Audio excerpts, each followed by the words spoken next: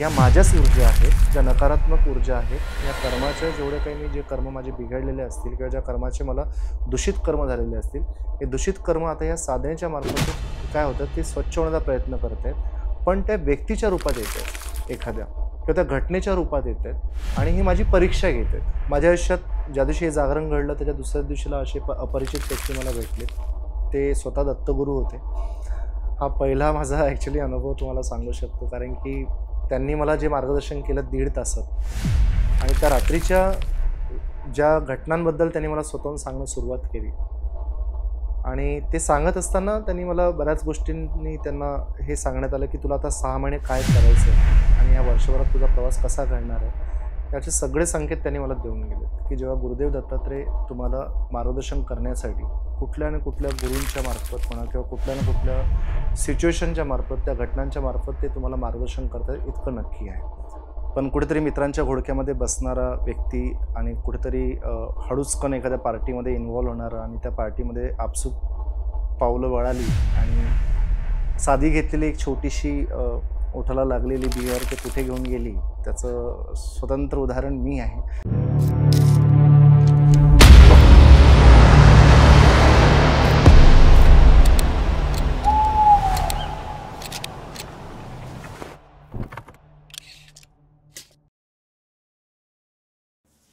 नमस्कार. अवधूत चिंतन श्री गुरुदेव दत्त. आज आपण ज्ञान जर्नी चॅनलमध्ये आपण खूप छान चर्चा केलेली आहे आणि आज आपला एक जो स्पेशल पॉडकास्ट झालेला आहे ज्याच्यावरती आपण चर्चा केलेली आहे.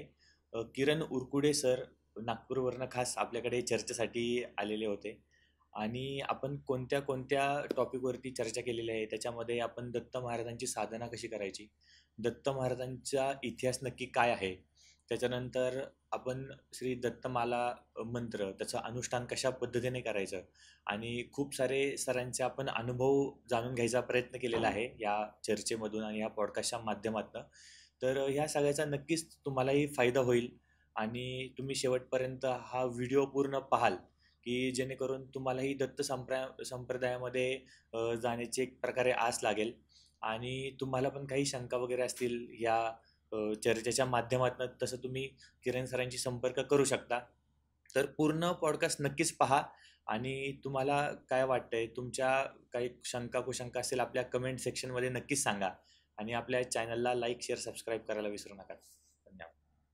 नमस्कार दादा. नमस्कार. आज आपण नागपूरवरनं आज खास आमच्यासाठी छान चर्चा करण्यासाठी आणि आपल्या प्रेक्षकांसाठी आज आपण इथे आलेला आहात.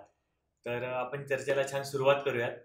एक थोडीशी फक्त तुमची ओळख आपल्या प्रेक्षकांना करून द्या की जेणेकरून थोडे ते पण तुम्हाला ओळखतील आणि अजून आपल्या चर्चेमध्ये संवाद घालण्यासाठी नक्कीच ते आपल्यासोबत राहतील.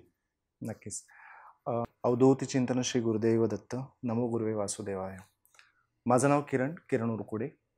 मी विदर्भातील चंद्रपूर जिल्ह्यातील नागभीड तालुक्यातील एक छोटंसं गाव आहे पांजरेपार, इथला मी मूळचा रहिवासी आहे आणि वास्तव्याला मी सध्या नागपूरला असतो विदर्भामध्ये. खास करून आपलं सर्वांचं पहिल्यांदा हार्दिक अभिनंदन आणि हार्दिक आभारसुद्धा की तुम्ही मला या इथे निमंत्रण देऊन तुम्ही मला इथे बोलवलं आणि दत्तप्रभूंबद्दल जी काही माझी सध्याला सेवा या देहातनं घडतं आहे, जवळपास 1 वर्ष झालं आहे की मी दत्तगुरूंच्या सेवेमध्ये आहे. फारसा अनुभव म्हणत नाही, पण 1 वर्ष जो कलाटणी देऊन गेला माझ्या आयुष्याला, ते आयुष्य आणि कसं एखादा व्यक्ती एखाद्या सिच्युएशनमधून कसं बाहेर पडतो आणि कसं दत्त समर्पित होतो, याचंच मी सगळं अनुभव सांगायला मी तुमच्यापर्यंत पोहोचलेलो आहे. आणि ते खास करून दत्तगुरूंनी मला त्या पद्धतीने ज्या पद्धतीचे अनुभव आणि अनुभूती ज्या देण्यात आलेल्या आहेत, तेच मी आपल्या समोर मांडू इच्छितो इथे. तर माझी पार्श्वभूमी, मी जवळपास वयाच्या 21व्या वर्षापासून तर वयाच्या 40व्या वर्षापर्यंत मी जॉबला काही ठिकाणी होतो, जसं pharmaceutical industry, telecom industry, IT industry आणि लास्ट असाइनमेंट माझं वर्तमानपत्रामध्ये मी जॉब केलेला आहे. सर्वसाधारण लोकांचं जसं आयुष्य असतं, सर्वसाधारण लोकांचं जसं करिअर असतं, तसंच माझंसुद्धा करिअर होतं. पण कुठेतरी मित्रांच्या घोडक्यामध्ये बसणारा व्यक्ती आणि कुठेतरी हळूचकन एखाद्या पार्टीमध्ये इन्व्हॉल्व होणारा आणि त्या पार्टीमध्ये आपसूक पावलं वळालीत आणि साधी घेतलेली एक छोटीशी ओठाला लागलेली बियर ते कुठे घेऊन गेली, त्याचं स्वतंत्र उदाहरण मी आहे. याच्यामध्ये फारसं बोलणार नाही, ते तुम्हाला कळलं असेल की व्यसनाधीन एखादा व्यक्ती जेव्हा इतकं जास्त होऊन जातो की त्याच्यामध्ये त्याला त्याचा मित्रपरिवार सुटतो, त्याचं घर, त्याचे सगळं परिवार, त्याचं आप्तेष्ट सगळे निघून जातात आणि शेवटी उरतो काय तर फक्त एकटा. आणि त्याच्यातनं कुठेतरी माझी ती जर्नी स्टार्ट झाली आणि ती कुठे अशी एकांतवासात घेऊन गेली हे मला कळलंच नाही. आणि मी नेहमी सांगत असतो, स्वतःला नेहमी बोलत असतो विषय दत्तगुरूंसमोर, की मी उपदेशाने कुठल्याही बदल घडणारा व्यक्ती नव्हतो. ज्या घटना माझ्या आयुष्यात घडल्या गेलेल्या आहेत, ज्या घटित झालेल्या आहेत, त्याच्याने मी बदललेला पूर्ण आहे. आणि त्याचमुळे कदाचित हे समर्पण आणि हा शुद्ध भाव जो माझा जागा झाला, यासाठीच ह्या घटना घडलेल्या होत्या, हे मी आता मान्य करतो. आणि ह्या घटनांना मला कुठेही काही असं मी वाईट केलं आहे किंवा काय आहे, या बाबतीमध्ये मला स्वतःचा कधीही असा लवलेशसुद्धा येत नाही. कारण की त्या जर घटना घडल्या नसत्यात, तर कदाचित मी दत्तसेवेमध्ये जोडलेलो नसतो. आणि यामुळेच कदाचित हे इतकं शुद्ध समर्पण आणि इतकं शुद्ध भाव जो जागृत झाला आणि त्यामुळे हा माझा आध्यात्मिक प्रवास गेल्या वर्षभरापासून चालू आहे. तो आता अखंडित शेवटच्या श्वासापर्यंत चालू राहील, असं मी दत्तगुरूचरणी ॲक्च्युली प्रार्थना करतो आणि याच्यामध्ये मी हे सुरुवात करतोय आता सगळ्या ह्याच्यातून. नक्कीच. तर नक्की आपली सुरुवात कशी झाली, की तुमचं जसं तुम्ही आता सांगितलं, की तुमचा पास्ट थोडा वेगळा होता. तर तुम्ही आध्यात्मिक क्षेत्राकडे कसं काय वळलात? सर्वसाधारण मी असं तुम्हाला सांगेल, की जोही व्यक्ती जन्माला येतो, त्याचा एक लहानपणामध्ये त्याला कुठे ना कुठे आपल्या घरामध्ये असे संस्कार असतात, की त्याच्याने आपण हळू-हळू देवाकडे वळतो. बरोबर. पण नंतर पुढे नोकरीच्या निमित्ताने म्हणा किंवा कधी आपण करियर ॲम्बिशन आपल्या एवढ्या हेवीली हाई असतात सोसायटीमध्ये, की आपण त्याच्याकडे खूप जास्त आपण फोकस करतो आणि कुठलातरी फोकस कमी होतो. माझ्या घरातलं वातावरण आध्यात्मिक नव्हतं फारसं. आई-बाबा थोडेफार जे पूजा असायची ते करायचे. मी पण फक्त देवळामध्ये नमस्कार करून दुरून नमस्कार करणाराच व्यक्ती होतो, बाईकमधून असं करणारा. कधी देवळात जाणं आणि तिथे काही नामस्मरण करणं किंवा हे करणं असं काही फारसं केलेलं नव्हतं. पण अचानकपणे काय झालं, की जसं मी तुम्हाला सांगितलं, की माझी पार्श्वभूमी व्यसनांची होती. घटना त्या घडल्यात आणि कुठेतरी बाहेर फेकल्या गेलो काही गोष्टींच्या पासून. आणि जेव्हा अचानकपणे एक संकट दारावरती येतं आणि ते संकट इतकं ट्रिमेंडस संकट होतं, की त्या संकटातनं सुटणं इतकं सहज नव्हतं. कुठल्याही क्षणी, कुठल्याही वेळेला काही होऊ शकत होतं, असं हे संकट. आणि या संकटाच्या काळामध्ये आता मला कोणी मित्र नाही, कोणी मला फॅमिली नाही, कोणाला जर कॉल केला तर तो व्यक्ती मला मदत करेल, हा सुद्धा मला त्यावेळेला काही असा भाव उरलेला, चान्स उरलेला नव्हता. त्यावेळेला मला गजानन महाराजांची आठवण झाली. कारण की गजानन महाराजांचा मी गजानन विजय ग्रंथ एकदा वाचलेला होता, पारायण केलं होतं. आणि गजानन विजय करताना फक्त ज्या भक्तांना अनुभव आले होते, की तसेच काही अनुभव काही लोकांना होते, की संकटाच्या वेळेस धावून येतात. एवढंच मला पार्श्वभूमी माहिती होती. म्हणून मी मंदिरात गेलो आणि मंदिरात त्या दिवशीला गेल्यानंतर दत्तात्रय महाराजांचा मला तिथे बाजूला फोटो दिसला. आणि जेव्हा दत्तात्रय महाराजांचा मला फोटो दिसला आणि जेव्हा माझी लक्ष त्यांच्याकडे गेली, कदाचित ती लक्ष त्यांनी माझ्याकडे ती करून घेण्यात आली आणि आपसुकच डोळ्यातनं माझ्या पाणी येणं सुरू झालं. आणि इतकं आलं की ते कंट्रोल होत नव्हतं आणि जसं हंबरडा फोडल्यासारखंच मला हळूहळू ते पाणी इतकं जोरात वाहू लागलं, की तिथल्या पुजाऱ्यांनी मला विचारलं, की "तुम्हाला काय झालं नेमकं? तुम्हाला काही प्रॉब्लेम आहे? तुम्ही निवांत बसा इथे." मी त्याला म्हटलं, की "मला थोडंसं जरा शांत 5-10 मिनिटं बसू द्या." आणि रूमवरती गेलो. रूमवरती गेल्यानंतर बसलो पुन्हा माझ्या खोलीमध्ये. तिथे दत्तात्रय महाराजांचा मी फोटो आणलेला होता. तो चिपकवला भिंतीवरती. गजानन महाराजांचा ऑलरेडी एक फोटो होता. 2च फोटो माझ्याकडे होते. गजानन महाराजांचा आणि दत्तात्रय महाराजांचा. आणि अचानकपणे काय झालं, की YouTubeवरती एक मंत्र फ्लॅश झाला. आपोआप. म्हणजे एक नोटिफिकेशन आली आणि नोटिफिकेशन आल्यानंतर जे रिंगसारखं वाजलं आणि मी लगेच ऑन केलं तर दत्तमाला मंत्र हा एक मंत्र आहे. त्या मंत्राचं उच्चारण सुरू झालं प्ले केल्याबरोबर. आणि जेव्हा ते प्ले सुरू झालं, ओम नमो भगवते दत्तात्रेयाय स्मरण मात्र संतुष्ट आहे, हे जेव्हा सुरू झालं आणि जेव्हा बीजाक्षर सुरू झाले, तर बीजाक्षर सुरू झाल्याबरोबर पुन्हा मला ते जाणीव सुरू झाली, की या मंत्राबद्दल मला काहीतरी एक वेगळं एक स्पंदनं जाणीव होत आहेत, निर्माण होत आहेत माझ्या ह्याच्यामध्ये आणि कदाचित हे काहीतरी ईश्वरी संकेत आहेत, की हे मी करावं. म्हणून दत्तमाला मंत्र मी तो श्रवण केला, दिवसभर मी श्रवण केला, पण तो पाठ नाही झाला. आणि पाठ करणं हे मला कुठेतरी असं वाटतं की मला हे पाठांतर झालंच पाहिजे यासाठी, कारण की ते संकट होतं, 24 तास व्हायचेच होते. आणि जवळपास मी 2-2.5-3 तास तर पाठांतराकडे मी पूर्णपणे माझा फोकस केला. पूर्ण सगळं जेवढं काही समर्पण होतं त्या दत्तमाला मंत्राला दिलं. आणि जवळपास तो दत्तमाला मंत्र मी 450 ते 500 वेळा तो करून चुकलो त्या दिवशीला, एका दिवसात. एका दिवसात. आणि ट्रिमेंडस मला ते समर्पण झालं. भावही इतका शुद्ध होता, सगळं होतं. आणि इतकं होताना मग ते मला वाटलं की आता मला याच मंत्राचं आता हे सगळं करायचं आहे. आणि या मंत्राने मला कुठेतरी काहीतरी ऊर्जा काहीतरी कनेक्ट झाल्यासारखी वाटते. आणि संकट हे दारावरती आहे, बाजूला आहे, तर कधी दार ठोकवेल आणि मला ते संकट येईल आतमध्ये, अशी सिच्युएशन. दत्तमाला मंत्र सुरू आहे, समर्पणही आहे. आणि 24 तासापैकी 12.5 तास माझे त्या दिवशीला याच प्रोसेसमध्ये गेले. आणि पहिल्यांदा मी आयुष्यात मी 12 ते 12.5 तास मी त्यांच्यासमोर बसलो असेल, तेव्हा मला काहीही जाणवलं नाही शरीरामध्ये. माझे पाय दुखले नाहीत, शरीराला कुठले काही मला अशी जाणीव झाली नाही. फक्त मला बसावं आणि त्यांच्यासमोर फक्त ते समर्पण द्यावं, इतकंच तो शुद्ध भाव माझ्या मनामध्ये होता, दुसरं काही नाही. आणि फक्त दत्तमाला मंत्र, गजानन महाराजांचा फोटो आणि दत्तात्रय महाराजांचा फोटो, इतकं अध्यात्म मी सुरुवात केली होती त्या दिवशीला पहिला. इथून ती माझी सुरुवात झाली. आणि अचानकपणे दुसऱ्या-तिसऱ्या दिवशीला मला तो मंत्र आपोआप पाठ झाला. मग उच्चार सुरू झालेत. उच्चार सुरू झाल्याबरोबर एनर्जी आली, कनेक्टिव्हिटी झाली.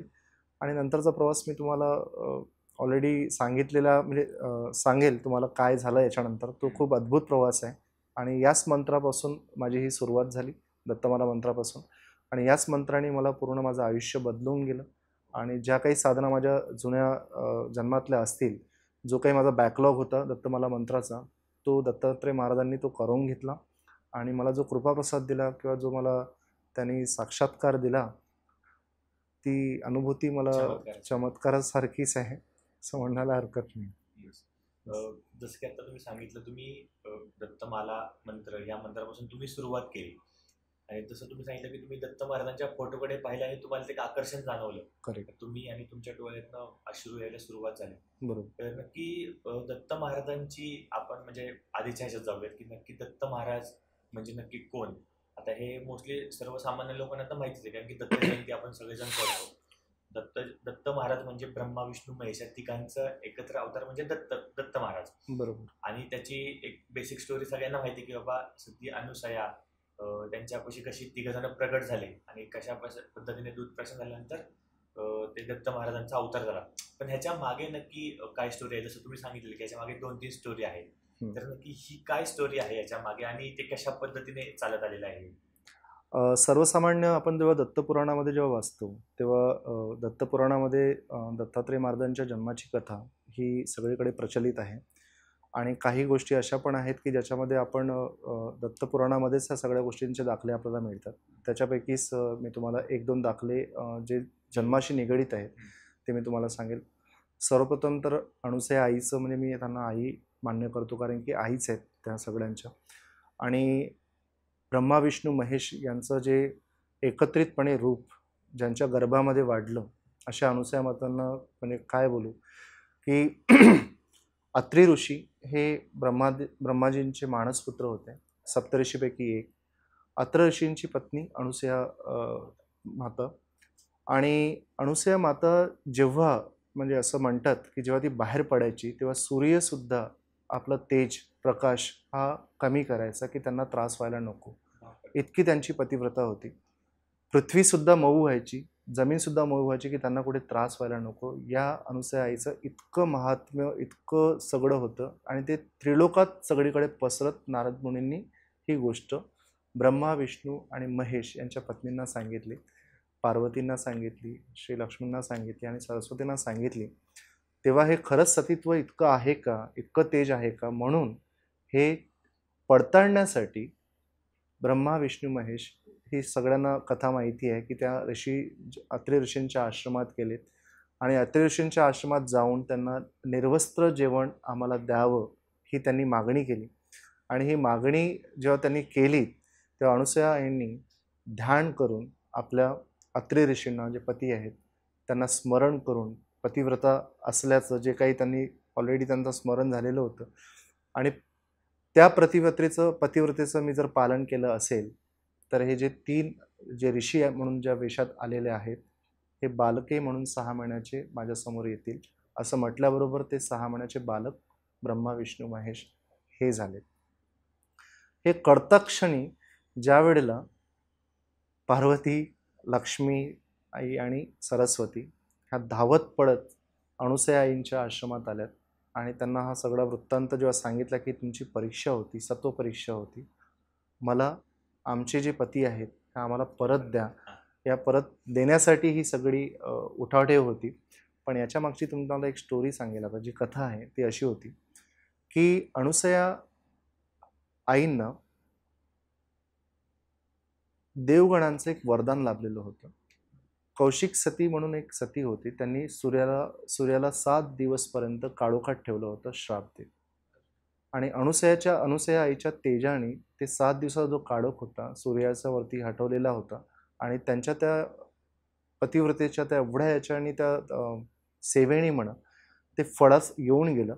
त्यावेळेला सर्व देवगणांनी त्यांना वरदान दिलं की तुमच्या इच्छेनुसार तुम्हाला तुमच्या गर्भात तुम्हाला जे तुम्ही म्हणाल ते तसं त्या पद्धतीने तुम्हाला प्रसाद प्राप्त होईल. तेव्हा त्यांनी ती इच्छा व्यक्त केली होती की मला ब्रह्मा, विष्णू आणि महेश या तिघांचंही एकत्रित रूप जर मला मिळालं तर मी स्वतःला खूप भाग्यवान समजेल या बाबतीमध्ये. दुसऱ्या कौशिक सती म्हणून होत्या, त्यांनी हे जे मी तुम्हाला सांगितलं आता, हे जे होते कौशिक सतीची ही कथा होती. दुसरी कथा ही जी आहे, ही कथा अत्रि ऋषींनी ऋषू पर्वत नावाच्या पर्वतावरती त्यांनी खूप मोठी तपश्चर्या केली होती. त्या तपश्चर्येमध्ये त्यांनी परमात्म्याची एक निर्गुण तपस्या केलेली होती. त्यावेळेला ब्रह्मा, विष्णू, महेश एकत्रितपणे तिथे येऊन त्यांना प्रसन्न होतात. तेव्हा ते प्रश्न विचारतात की तुम्ही एक्झॅक्ट म्हणजे तुम्ही मी तर निर्गुणाची हे केलेली आहे, तपश्चर्या केली आणि परमात्म्याची केलेली आहे, आणि तुम्ही एकत्रित रूप कसं ब्रह्मा, विष्णू, महेश? तेव्हा त्यांनी सांगितलं की ब्रह्मा, विष्णू, महेश आम्ही एकत्रित नाही, हे एकच आहे, एकच तत्व आहे. या एकच तत्वामुळे आम्ही एक आहोत आणि तोच परमात्म्याचा अंश आहे पूर्णपणे.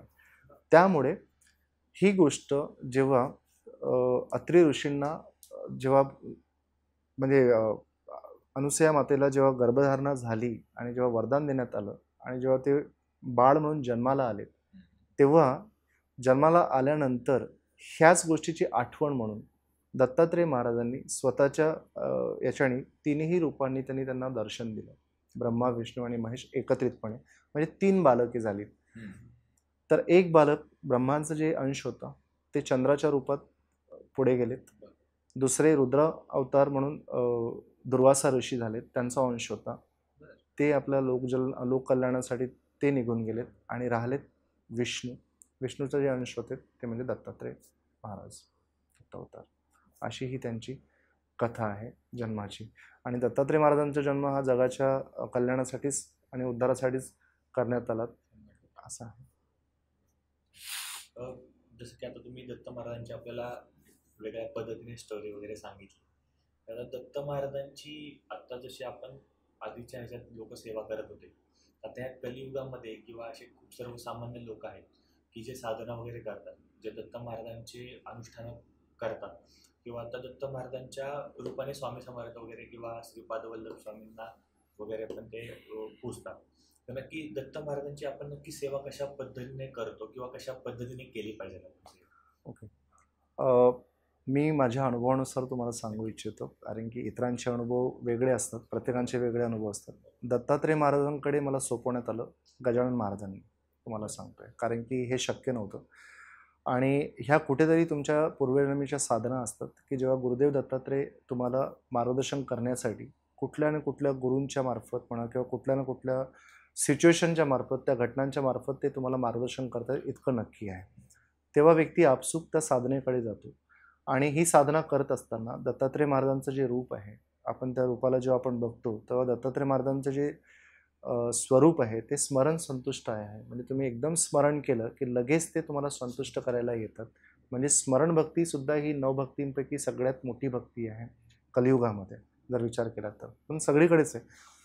तर स्मरण केल्यानंतर जर दत्तात्रय महाराजांचं रूप जर आपल्यासमोर जर येत आहे मार्गदर्शन करायला, तर कलियुगामध्ये ती सर्वात जास्त आपण असं म्हणू शकतो की ते प्रभावी एक साधना आहे दत्तात्रय महाराजांची, जी मी अनुभवली आहे. आणि इतक्या कमी वेळात, म्हणजे मला तर आता फक्त 1 वर्षाचा प्रवास आहे, पण जेव्हा मी इतरांशी जे साधक म्हणून आहेत, मी त्यांना आधी पहिल्यांदा अभिवादन करतो, कारण त्यांचं पूर्ण अख्खं आयुष्य साधनेत गेलेलं आहे. असे जेव्हा साधकांसोबत जेव्हा माझं वार्तालाप होतो, तेव्हा ते मला विचारतात की तुझी वर्षभरातली जी प्रगती आहे 1 वर्षाची, ही इतक्या हायली स्पीडनी किंवा ग्रोथनी ती इतकी कशी पळाली, म्हणजे कशी गेली ॲक्च्युली वरती. तर मी त्यांना तेच सांगतोय की माझ्यामधला जो समर्पण भाव आहे दत्तात्रेयप्रती, आणि दत्तात्रेय महाराजांना काय पाहिजे तुम्हाला, तुमचे इंद्रिय समर्पित केलेले आहेत, माझा श्वास समर्पण झालेला, हा देह मी त्यांच्या समोर ठेवला. मी श्वास जेव्हा दिला त्यांना समोर की हा सगळाचा सगळा देह हा आपला आहे, साधनात तुम्ही मला शिकवा, मला काहीही येत नाही, मी अज्ञानी आहे, आणि अज्ञान बसून मी त्यांच्यासमोर बसलो. फक्त मला दत्तमाला मंत्र एकच यायचा, बाकी काहीही येत नव्हतं. जे काही शिकवलंय हे दत्तात्रय महाराजांनी गुरु म्हणून ज्या रूपात मला शिकवलंय, आणि जे म्हणतोय की त्यांनी ती निवड माझी केली त्या याच्यामध्ये, मी त्यांची निवड करण्याचं काहीही नाही. ते सगळ्या सिच्युएशन घडून त्याबरोबर आल्यात, आणि दत्तात्रय महाराजांची ही निवड कशासाठी करण्यात आली, काय करण्यात आली, हे सगळं साधनेत बरोबर आपोआप त्या सगळ्या गोष्टी येत असतात या पद्धतीने. ओके. तुम्ही जी साधना स्टार्ट केली म्हणजे नवीन नवीन, तर तुम्हाला असे कोणते अनुभव आले की बाबा हे काहीतरी माझ्यासोबत वेगळं काहीतरी होते, असं त्याची अनुभूती कधी आली? सगळ्यात मोठा अनुभव या माझ्या हा जे जन्म मिळालेला आहे, ज्या जन्माचं सार्थक होणं म्हणतात बरेच लोक की हे जन्माचं तुझं सार्थक झालं आहे, मला ते कळालं नव्हतं त्या दिवशीला. पण हृदयामध्ये एक थंडगार लहरी सुरू झाल्यात. थंडगार लहरी स्पंदनाने सुरू होतात. जसं आपण AC बाहेरून आपल्याला जाणवतं की स्पर्श होतोय आणि आउटर बॉडी आपली थंडी पडते, तशी हृदयामध्ये थंडगार जाणीव सुरू झाली.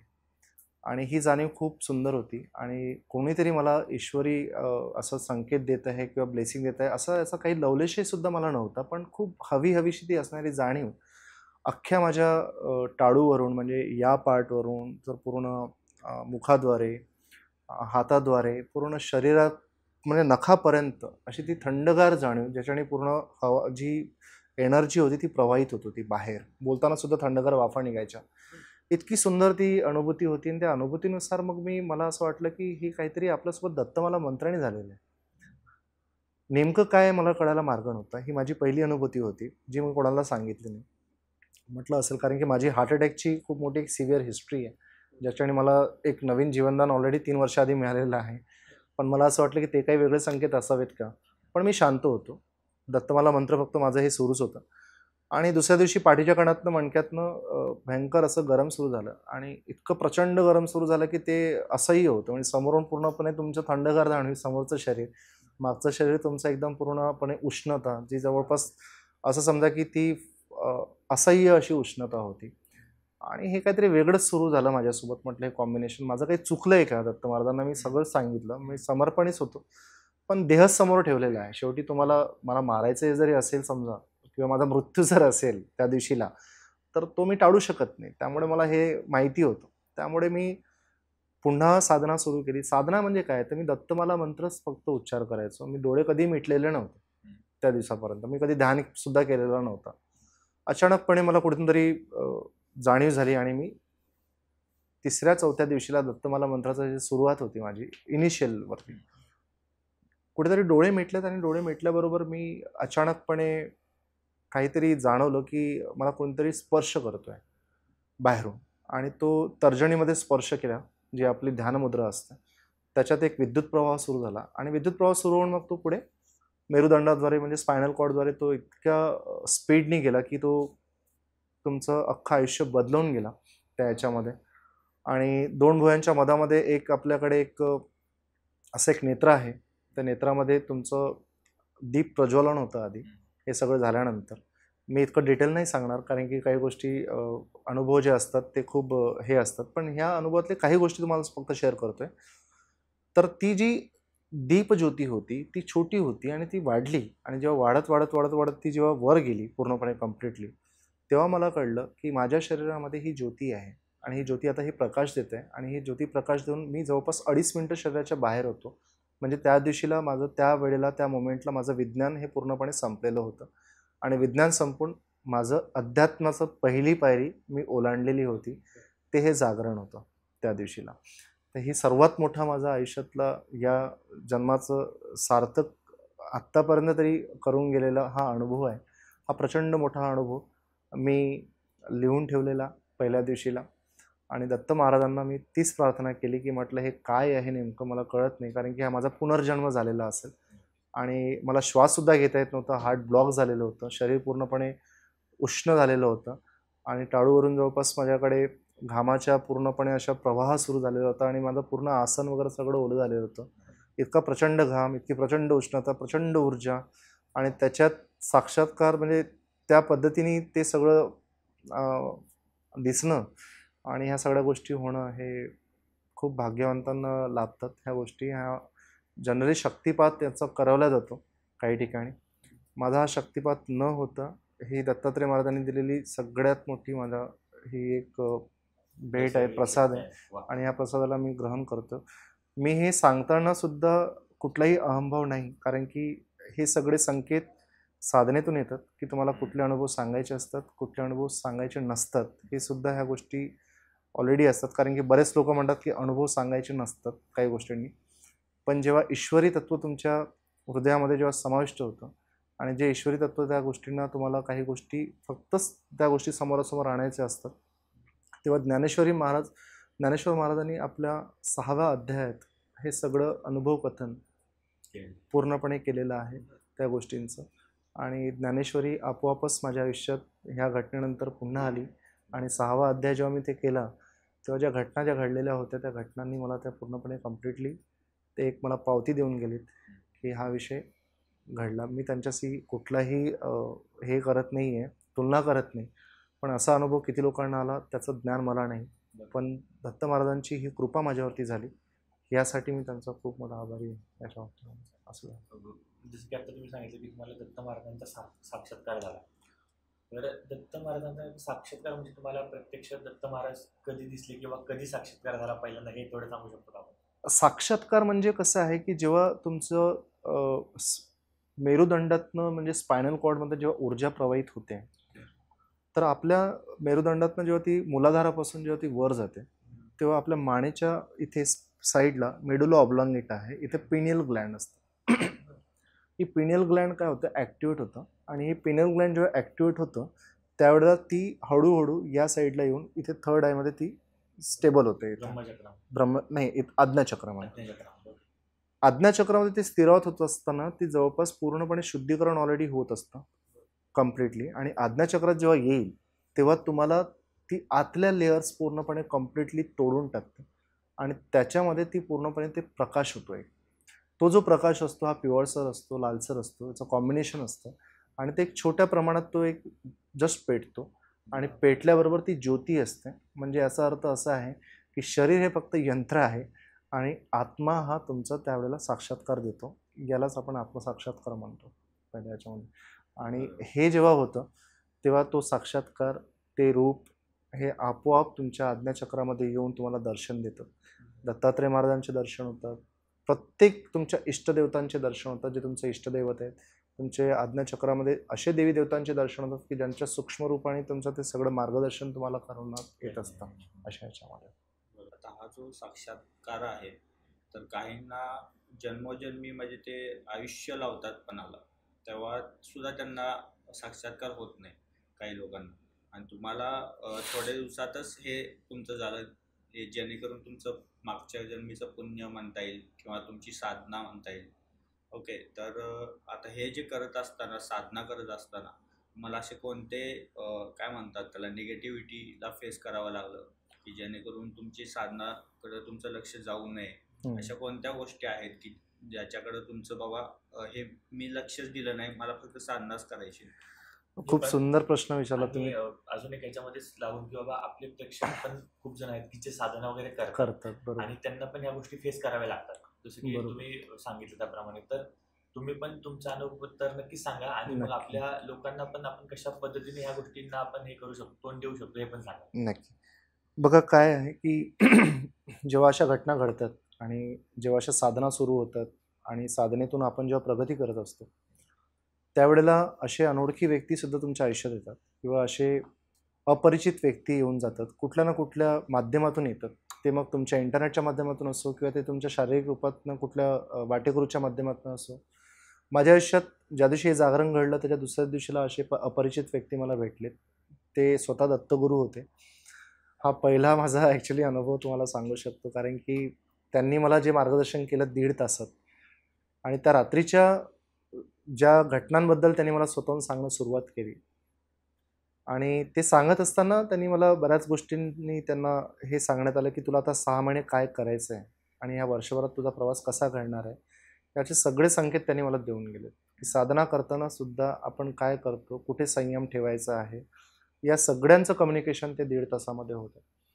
आणि स्वतः जर दत्तगुरू मला जर मनुष्य रूपाने जर आले असतील आणि अशा ठिकाणी आलेत, की मला लिफ्ट देण्यात आली, गाडीमध्ये बसवण्यात आलं, गाडीमध्ये बरं. बसवण्यात आलं. एका ठिकाणी चहासाठी मला थांबवण्यात आलं आणि चहासाठी थांबवताना रात्रीचा घडलेला वृत्तांत कसा होता, सावरलास ना आता त्या वृत्तांतातून, म्हणजे त्या घटनेतून सावरलास तू आता.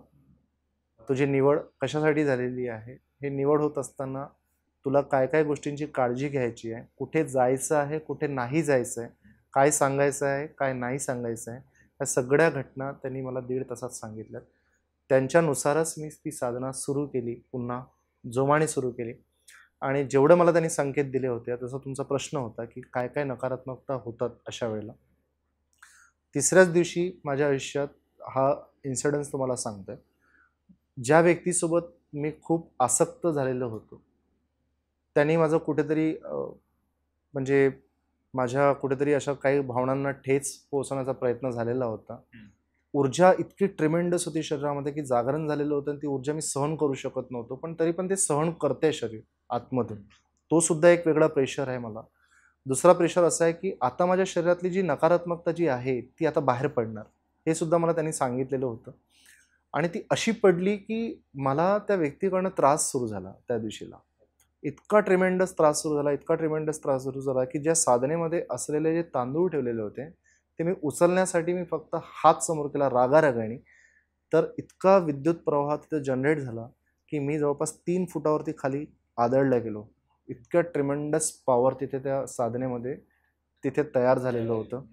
म्हणजे त्यावेळेला माझे डोळे उघडलेत, की मी हे सगळं चूक करतोय, हे करायला नको. आपल्याला संयम ठेवायलाच हवा कुठल्या गोष्टींमध्ये. ह्या माझ्याच ऊर्जा आहेत, ज्या नकारात्मक ऊर्जा आहेत, ह्या कर्माच्या जेवढे काही मी जे कर्म माझे बिघडलेले असतील किंवा ज्या कर्माचे मला दूषित कर्म झालेले असतील, हे दूषित कर्म आता या साधनेच्या मार्फतून काय होतं, ते स्वच्छ होण्याचा प्रयत्न करत आहेत. पण त्या व्यक्तीच्या रूपात येत आहेत एखाद्या किंवा त्या घटनेच्या रूपात येत आहेत आणि ही माझी परीक्षा घेत आहेत. आणि हे परीक्षा घेऊन मी किती सफल होतोय, किती मी संयम ठेवतोय, कसं होतोय, की हा तुटतो की काय? या सगळ्या गोष्टींची जाणीव करवण्यासाठी ह्या सगळ्या घटना घडत असतात. म्हणून साधकांनी एका गोष्टीचं खूप हे घ्यायला हवं, की साधना करताना संयम ठेवा. कारण की गढूळ पाण्याला तुरटीचं कार्य काय असतं, की ते तुरटी जेव्हा आपण फिरवतो, तेव्हा ती तुरटी हळूहळू गढूळ पाणी खाली गाढ साचतं आणि वर स्वच्छ पाणी तुम्हाला प्यायला देतं. तेव्हा तुम्ही ते पाणी पिऊ शकता. साधना ही त्या तुरटीसारखी असते. हळूहळू ते तुम्हाला काय करतं, की तुम्हाला ती क्लीन करतं पूर्ण कम्प्लिटली. तर ही तुमचीच नकारात्मकता असते. या नकारात्मकतेला ती पूर्णपणे साफ करेल, स्वच्छ करेल आणि त्यावेळेलाच ईश्वर तुमच्या शरीरामध्ये प्रवेश करू शकतात. त्याशिवाय ते करू शकत नाहीत. हे माझे अनुभव तुम्हाला सांगतो. हृदयात जर समजा ईश्वराला जर समजा प्रवेश करायचा असेल, तर एखाद्या व्यक्तीचे घाण कर्म असतील किंवा एखाद्या व्यक्ती खूप काही गोष्टींचा असेल, की तो खूप तामसिक आहार खातोय, रोज नॉनव्हेज, रोज सगळ्या गोष्टी करत. मी नॉनव्हेजवरती अटॅक करत नाही, पण जनरली शरीराची रचनाच अशी देवाने केलेली आहे, की विशुद्धी चक्रापासून खाली जेवढं काही आपली जडणघडण आहे, इथे जे काही तत्व असतात, तिथे जी काही घाण साचल्या जाते, ती तिथपर्यंत ती स्वच्छ होणार नाही, तिथपर्यंत ते ईश्वर तिथे बसणार नाहीत. आणि कारण की आज्ञाचक्रामध्ये जर प्रवेश जर घ्यायचा असेल इथे, तर तुमची जी एनर्जी आहे ती वर जाते आणि इथे ब्लॉक होते ॲक्च्युली. इथे जर ब्लॉक झाली तर ती वर पोचत नाही. म्हणून माणूस या भवसागरात इथे खालच्या खालीच राहतो. हे 3 चक्र जे असतात, मूलाधार झालं, स्वादिष्ठान झालं आणि मणिपूर चक्र झालं, हा भवसागर आहे. या भवसागरामध्येच व्यक्ती गुरफटतो आणि तो जन्ममृत्यूच्या फेऱ्यात पडतो. त्याला वारंवार जन्म आहे, वारंवार मृत्यू आहे. तो जन्ममृत्यूचा फेरा चुकवूच शकत नाही जिथपर्यंत गुरूंची कृपा होत नाही. या शरीराला गुरूंची कृपा झाली म्हणून अनाहत चक्र सुरुवातीला आलं, त्या थंड लहरी लागायला सुरू झाले. म्हणून याचा अर्थ ते ईश्वर इथं बसलेत आणि ही जी सुरुवात आहे ही 3 चक्राच्या वरची सुरुवात होती. म्हणजे याचा अर्थ की तुमच्या पूर्वजन्मेच्या साधना ज्या झालेल्या होत्या त्या खालच्या 3 चक्रापर्यंत पोहोचलेल्या होत्या. त्याच्यानंतर ज्या साधना या जन्मातल्या आहेत त्या अनाहतपासून तर सहस्त्रार चक्रापर्यंतच्या आहेत आणि तुम्हाला मोक्षप्राप्ती फाईल असा. बरोबर. आणि याचा काही निश्चित असा टाइम नसतो की आता जसं की तुम्ही म्हणलात की 2 वर्षी बाबा मी नॉनव्हेज सोडलं किंवा 2 वर्षी मी भक्ती केली, मला थोडं साक्षात्कार झाला पाहिजे आणि नंतर मी परत जसं आहे तसं चालू केलं. तर हे पर्सन टू पर्सन माझ्यामध्ये चेंज होत राहील की बाबा तुमच्या आधीचे कर्म कसे होते, आत्ताचे कर्म कसे आहेत. मग ते पाप पुण्याची बेरीज होऊन तुम्हाला आत्ताचं जे काही तुम्हाला कर्म करताय तुम्ही त्याच्या आधारे तुम्हाला ते साक्षात्कार होईल.